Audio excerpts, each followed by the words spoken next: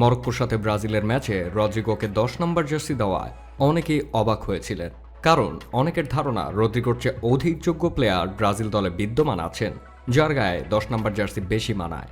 অনেকের ধারণা মতে রদ্রিগো হবেন ব্রাজিলের নেক্সট সুপারস্টার। তাকে আবার অনেকে মনে করেন সে ভিনি, রাফিনহা এবং মার্টিনেল্লির চেয়েও বেটার অপশন হবে। কিন্তু এসব কতটা সত্য?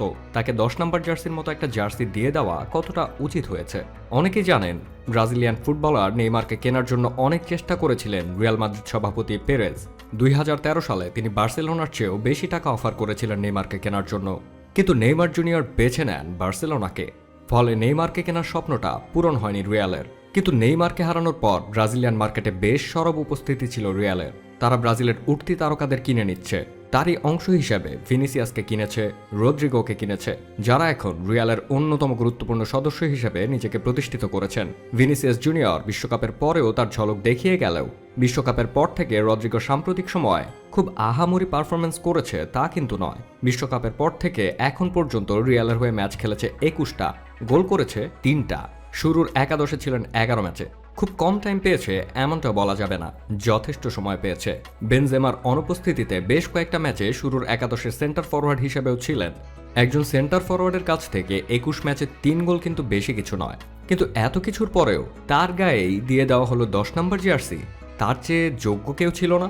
সাম্প্রতিক ফর্ম বিবেচনায় ব্রাজিলের পরবর্তী ম্যাচে তার চেয়ে বেটার অপশন হতে পারে গ্যাব্রিয়েল মার্টিনেল্লি অথবা রাফিনহা। অনেকের মতেই এই দুজনের একজনের গায়ে বেশি মানাতো 10 নম্বর জার্সি। এছাড়াও আরেকজনের নাম না বললেই নয়, ব্রুনো গুমারেস, যিনি প্রিমিয়ার লিগে বেশ দাপটের সাথে খেলে যাচ্ছেন। কিন্তু এবারের মরক্কোর সাথে ম্যাচে তাকে কেন কল করা হলো না, এটা নিয়ে অনেক ব্রাজিল ভক্ত যেমন অবাক হয়েছেন, তেমনই অবাক হয়েছেন ব্রুনো নিজেও। এক সংবাদ মাধ্যমে স্বীকার করেন যে মরক্কোর বিপক্ষে তাকে দলে না নেওয়ায় অবাক হয়েছেন।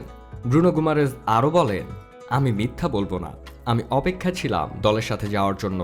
আমি রামন মেনেজেসের সিদ্ধান্তকে সম্মান জানাচ্ছি, কিন্তু ইংল্যান্ডে আমার নাম প্রিমিয়ার লিগের সেরা মিডফিল্ডারদের সাথে উচ্চারিত হয়। কিন্তু তারপরেও কেন তাকে ডাকা হলো না, এটা খুব একটা পরিষ্কার নয়। এত প্লেয়ারকে রেখে রদ্রিগোকে 10 নম্বর জার্সি দেবার আরেকটা কারণ থাকতে পারে, আর সেটা হলো নাম্বার 10 পজিশনে খেলতে সবচেয়ে বেশি স্বাচ্ছন্দ্য বোধ করেন Rodrigo. Brazilian footballer Rodrigo Gomes আক্রমণ ভাগের যে কোনো পজিশনে খেলতে পারেন। Left wing, right wing, striker সব পজিশনেই তিনি খেলেছেন রিয়াল মাদ্রিদে। তবে আরও একটা পজিশনেও তিনি খেলেছেন, সেটা হচ্ছে নাম্বার 10 পজিশনে।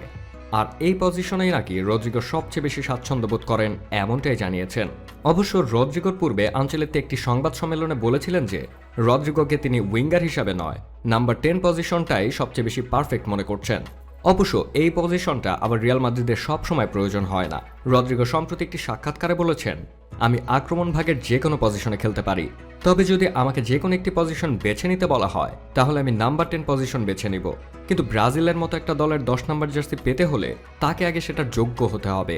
তিনি কতটা যোগ্য সেটা অবশ্য এখনই বলা যাচ্ছে না, সময় হলেই জানা যাবে।